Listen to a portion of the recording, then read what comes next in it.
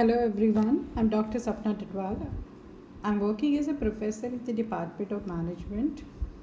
I'm working at St. Andrews Institute of Technology and Management. This is my fifth lecture of business law. Uh, and I've already told you in my earlier lecture how business law is important for the general public.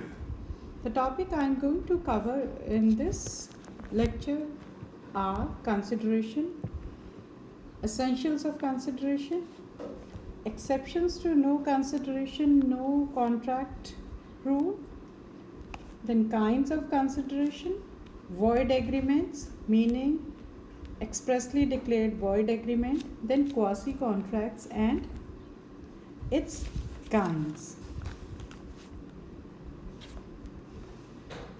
So I'm starting with the first topic, consideration. Consideration means quid pro quo, which means something in return. So enforcing any legal contract requires it to have an element of consideration included in it. In simple word, it is nothing but a price that the promisee agrees to pay to the promiser. Now, this price can be paid as a benefit to the promiser and or a loss or detriment to the promisee. So, as per section 2 defines the consideration as follow. When the desire of the promiser, the promisee or any other person has done or abstained from doing or does or abstains from doing or promises to do or to abstain from doing something, such act or abstinence or promise is called a consideration for the purpose. So this is very clear from this definition. The consideration is the doing or not doing of something which the promiser desired to be done or not done. Consideration must be at desire of the promiser. So consideration may move from one person to other person. So this is clear from the definition. Now essentials of consideration, yes, and this is the first. Essential of the consideration is that consideration must move at the desire of the promiser. Consideration can be offered by the promisee or a third party only at the request or desire of the promiser. If an action is initiated at the desire of the third party, it is not a consideration. For example, is going back home from his job. On his way, he sees that his neighbor John's house is on fire. He immediately arranges for a water hose and manages to control the fire. He cannot claim any reward from his effort because it was a voluntary act and was not done at the desire of the John, that is promiser. So consideration must move at the desire of the promiser. Now the second essential of consideration is consideration may move from the promisee to any other person. The definition of consideration according to section 2 of the Indian Contract Act 1872, it clearly states that the phrase promisee or any other person. In India, consideration may move from the promisee to any other person. And there can be a stranger to consideration but not a stranger to the contract. Now the third essential is the consideration can be in the past, present or future. Past, according to Indian law, past consideration is good consideration if it was given at the desire of the promiser. Then present, if the promise and consideration take place simultaneously, then it is a present or executed consideration. Example is, Peter goes to a shop, buys a bag of chips and pays for the same on the spot. This is a present consideration. Now the future consideration. When the consideration for a promise moves after the contract is formed, it is future or executor. consideration. It is also valid if it depends on the condition of the contract. Now, fourth essential of the consideration is it must have value in the eyes of the law. While the law allows the parties to decide an adequate consideration for them, it must be real and have value in the eyes of the law. While the court will not consider inadequacy, it will look at it to determine if the consent was given by the party with free will or not. So consideration whether it is equal or not. If the consent is free consent, then court will treat it as a consideration, as a good consideration. Now the fifth essential of the consideration is it should be over and above the promisor's existing obligation. Yes. If the promisor is already obligated either by his promise or law to perform or abstain from a certain act, then it is not a good consideration for a promise. For example, A receives a summons from the court to appear before it as a witness for B. A promises to pay him rupees 10,000 to appear in the court. This contract is not valid because A is obligated by law to appear in the court on receiving a summons. Now, the fifth essential of the consideration is it cannot be unlawful. Yes, a consideration that is against the law or public policies is not valid. For example, P offers rupees 10,000 to Mr. J to beat up his business rival. Mr. J beats him up, but P refuses to pay him. J cannot file a suit for recovery since the consideration is against the law.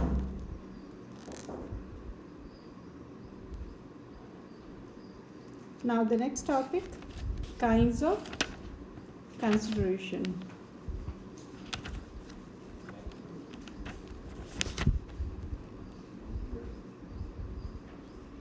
The first one, there are 5 different kinds of consideration. The first one is executed consideration, then executory, then unlawful, then unreal, then past consideration.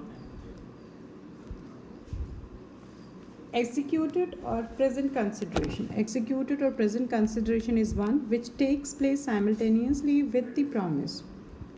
The act consisting the consideration is wholly or completely has been performed. For instance, if A buys a book from a bookseller and pays the price and the bookseller delivers the book to A there and then, the consideration in this case is executed or a present consideration since it is performed by both the parties simultaneously. Then executory or future consideration. Executory or future consideration is the one that takes the form of a promise to be performed in the future. It is the price promised by one party in return for the other party's promise. For example, an engagement to marry someone or a promise to deliver goods or to render services at a future date. These are the examples of future considerations. Then the third kind of consideration is unlawful consideration. Unlawful consideration is forbidden by law. So it cannot be given, and if your consideration is such of nature, then it is forbidden by law. Now, the next one is unreal consideration. A consideration for a promise is unreal when it is there, when only in words. There is no consideration at all in reality. This is also called as unreal or illusionary consideration. Then, past consideration. Past consideration is one which took place and is completely before the promise has been made.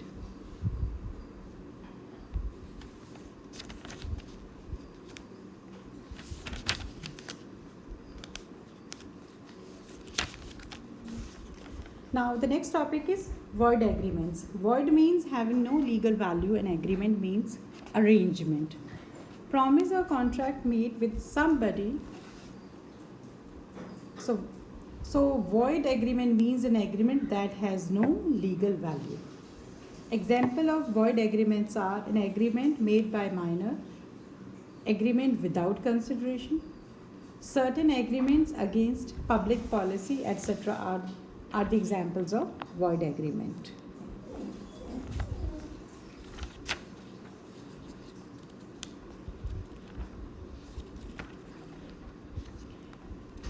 Before starting the next topic, I would like to discuss one topic.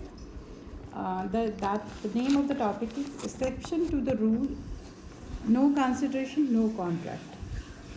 The general rule in this case is that an agreement made without consideration it becomes void, as per the section 25 of Indian Contract Act 1872. That in every valid contract, consideration is very important.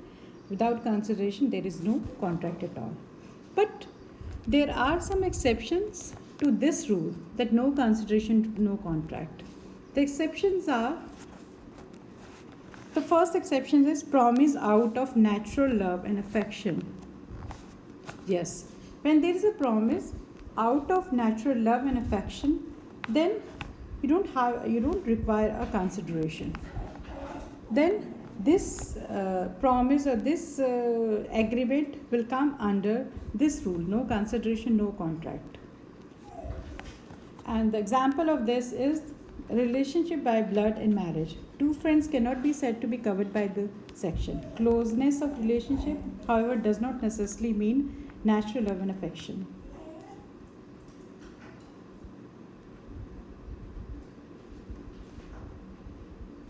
And the other example of this exception is a promise made by a parent to give a gift to the daughter on her wedding is a valid agreement. Section 25I declares such agreement as valid, even being without consideration. They are called as valid agreement. The second one is compensation for past voluntary services. A promise to compensate wholly or in part a person who has already voluntarily done something for the promiser is enforceable under section 25(2). In order that a promise to pay for the past voluntary services is binding, for the following essential factors must exist in this promise, then in this agreement. The services should have been rendered voluntarily. The services must have been rendered for the promiser. The promiser must be in existence at the time when services was rendered, and the promiser must have intended to compensate the promiser in future. So the next exception to this rule is promise to pay time-barred debt. Section 25(3) provides another exception, that the promise to pay a time-barred debt, though without consideration, would be enforceable if certain requirements are satisfied. Now the next one is in this completed gift. In case of completed gifts, the rule no consideration, no contract doesn't apply. Section 25 states, nothing in this section shall affect the validity as between the donor and done, if any gift actually made. So thus gifts doesn't require any consideration. The next is remission of promise. The promise in the contract is the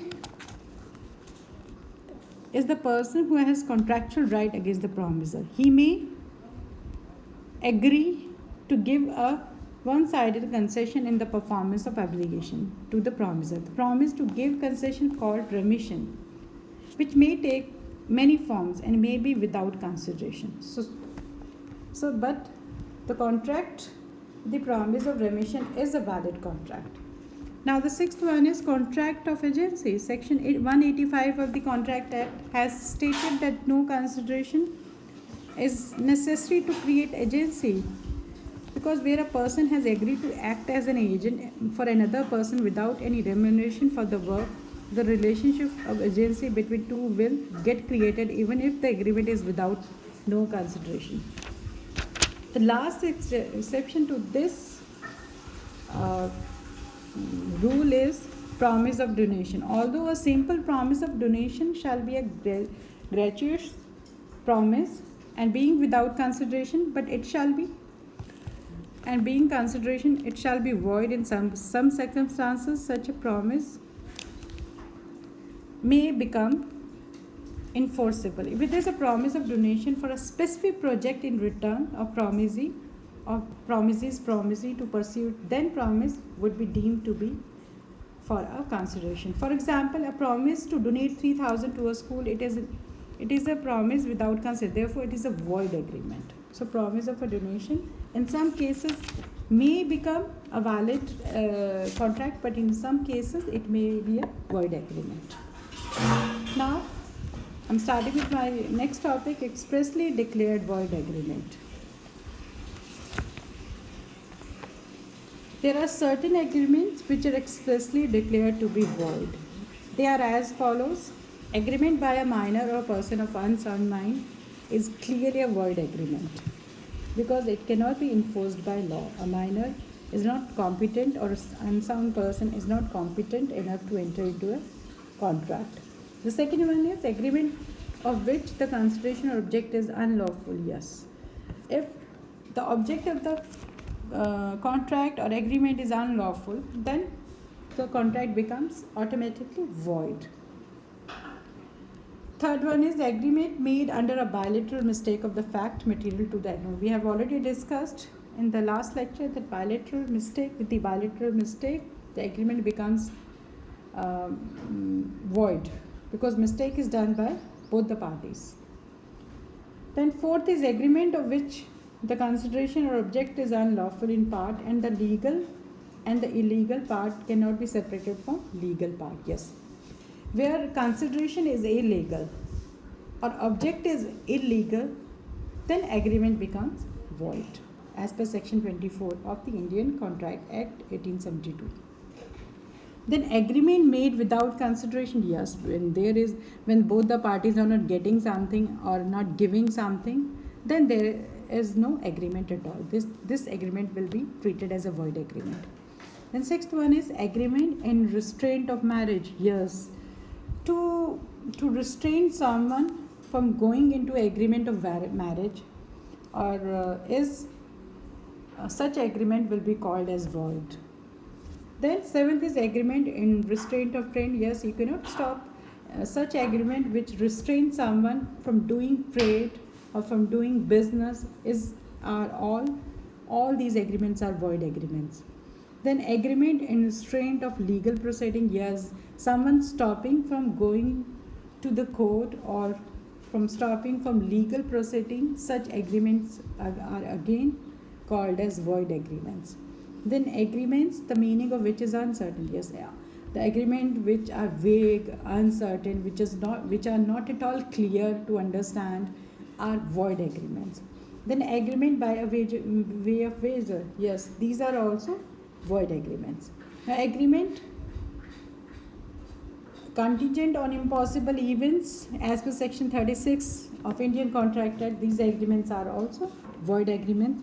Agreement to do impossible act, such agreements are also void agreement. It has been in my past lecture I have already make it clear that agreement, the performance of the agreement should be able to perform. If the agreements are to do impossible act, they automatically becomes void. The next topic is quasi contract, or the word quasi means pseudo. Hence, a quasi contract is pseudo contract, that is one-sided contract. When we talk about a valid contract, we expect to have certain elements like offer and acceptance, consideration, the capacity to contract, and free will. But there are other types of contract as well as quasi.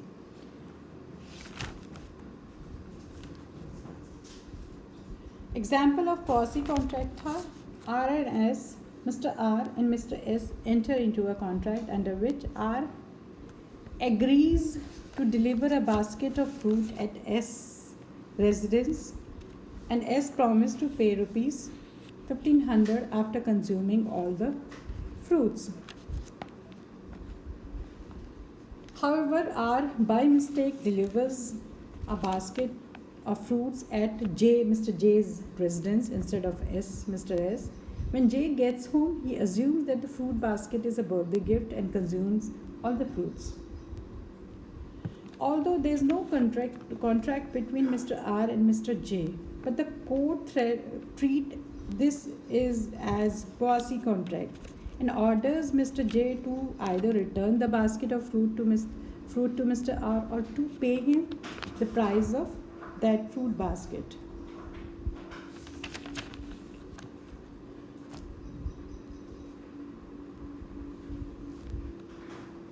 Now, features of quasi-contract are, the salient features of quasi-contracts are as under. The first one is it is imposed by law and does not arise from any agreement. The duty of a party and not the promise of any party is the basis of such contract. The right under it is always right to money and generally, though not always, to liquidate sum of money. The right under it is available against specific persons and not against the world. The suit for its breach may be filed in the same way as in case of complete contract. Now, the difference between contract and quasi-contract, I would like to discuss the difference between quasi-contract and contract. Contract result from will of the parties expressed with the view to create an obligation, whereas quasi-contract is an obligation resembling that created by a contract. In contract, the essentials for the formation of valid contract are present, but in quasi-contract, the essentials for the formation of valid contract are absent. The contract is an agreement, and whereas in quasi-contract, there is no agreement at all. A contract, it is full-fledged contract and has binding to it. Whereas a quasi-contract resembles a contract, it is not a full-fledged contract, it is an implied contract, but its result resemble those created by a contract. And obligation is imposed by law. Whereas in contract, obligation is always created by the consent of both the parties. Now, the following are the questions of this lecture. 10 questions. If any query is there, you can always contact me. Thank you.